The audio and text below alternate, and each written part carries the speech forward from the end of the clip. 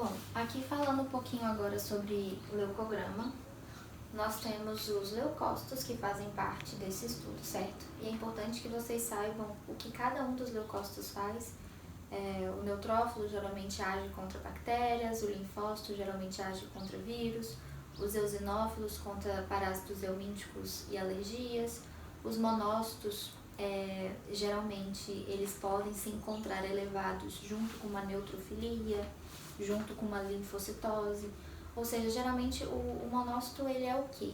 Ele é uma célula que vai apresentar os antígenos, certo? Ou seja, vai apresentar para alguém para poder o organismo se defender daquilo que ele está apresentando, e também ele é uma célula que faz uma limpeza, digamos assim. Então, geralmente você tem uma infecção bacteriana, por exemplo, você vai ter uma neutrofilia, certo? E aí você entra com antibiótico. Então, naquele tecido onde você teve a infecção, vai ter restos de bactérias, restos de célula morta, restos de medicamento. Quem faz essa limpeza é o monócito. Então, ele é muito importante quando você faz essa análise do hemograma, geralmente quando está associado a uma neutrofilia ou uma linfocitose, por exemplo. Então, eu coloquei aqui para vocês alguns termos que vocês precisam saber, que é leucocitose, leucopenia e desvio à esquerda.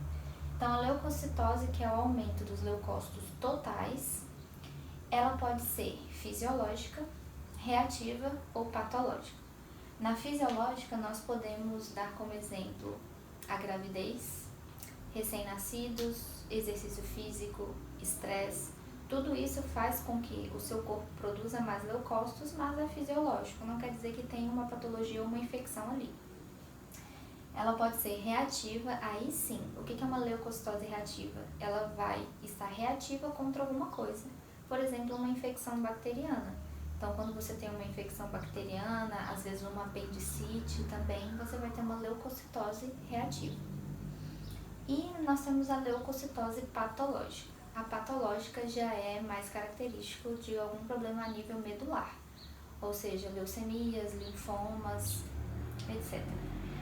A leucopenia, nós sabemos que é a diminuição da quantidade total dos leucócitos, certo?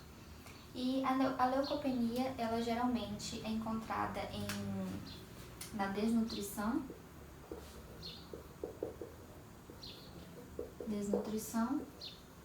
e algumas infecções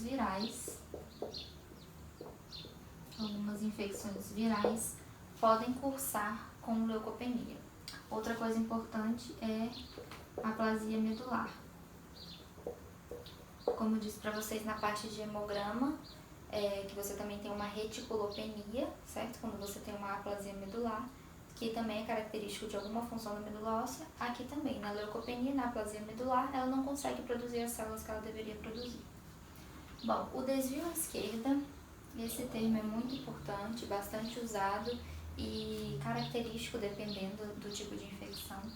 O desvio à esquerda nada mais é do que, geralmente ele é acompanhado de neutrofilia, tá?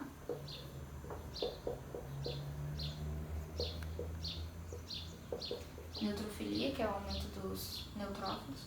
O desvio à esquerda nada mais é do que neutrófilos jovens que era para estar dentro da medula óssea e estão no sangue periférico. Então aqui eu coloquei para vocês alguns desses neutrófilos jovens, certo? Que vão se madurando até chegar a virar um neutrófilo maduro ou segmentado. Nós temos o neutrófilo bastonete, o mielócito e o metamielócito.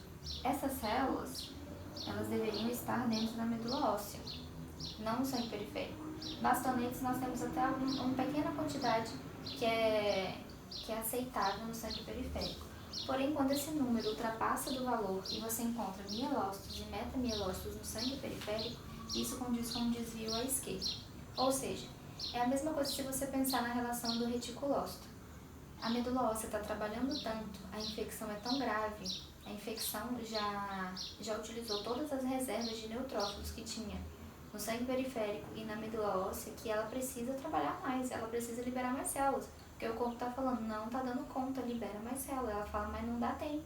E ele fala, vai assim mesmo, não tem nada não.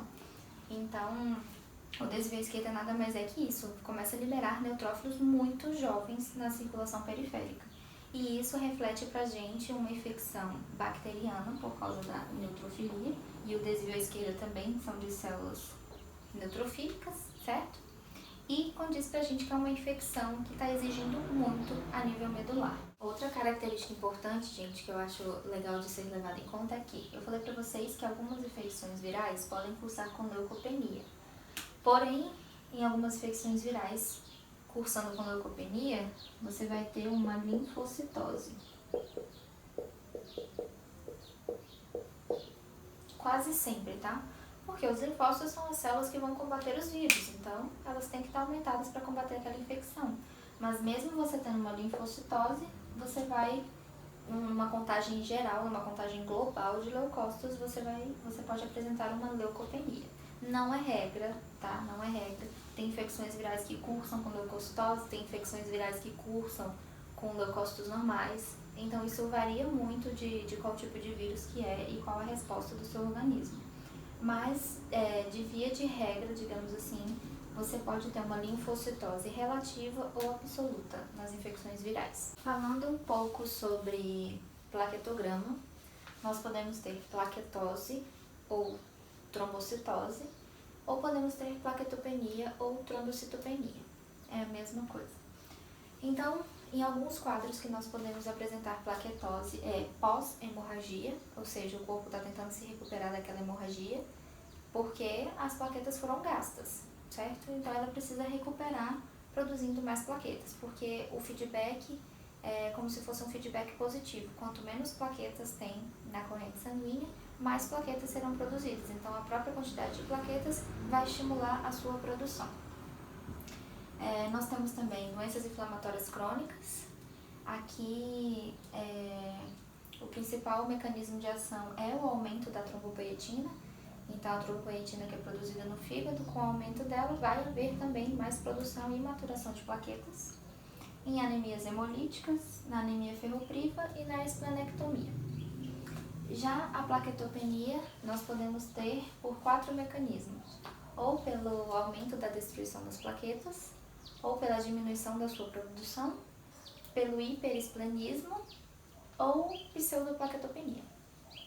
Alguns exemplos de aumento de destruição é a coagulação intravascular disseminada, que é aquela patologia que a pessoa tem tanto hemorragia quanto trombos, ou seja, esses trombos estão consumindo muitas plaquetas, então acaba diminuindo. A PTT, que é a púrpura trombocitopênica trombótica, então o próprio nome já diz, trombocitopênica trombótica, então gera trombos e esses trombos vão gerar também a plaquetopenia pelo consumo das plaquetas. E algumas infecções virais, como por exemplo o vírus da HIV e o vírus da hepatite C. Geralmente no vírus da hepatite C essa plaquetopenia é bem persistente.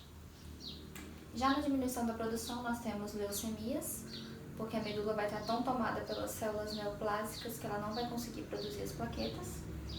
O álcool, ele tem ação direta a nível medular, então acaba que ele diminui não só as plaquetas, mas as outras células sanguíneas. E anemia megaloblástica. A anemia megaloblástica é a deficiência de vitamina B12 e ou folato, e a gente sabe que eles são 2 componentes importantes para a divisão celular. Então, se você tem um déficit desses 2 componentes, você não só vai ter uma anemia, como você também vai ter uma plaquetopenia. E a pseudoplaquetopenia? A pseudoplaquetopenia é quando você coleta o sangue do paciente e quando a máquina dá o resultado, dá um valor muito baixo de plaquetas. Mas quando você faz o esfregaço sanguíneo e vai olhar no microscópio, você vê que as plaquetas estão normais para o campo. Então, geralmente são pacientes que têm reação ao anticoagulante EDTA, que é usado para coletar. Então, você tem que convocar o paciente novamente e coletar no tubo contendo citrato. E aí você consegue ter o valor realmente das plaquetas. Então,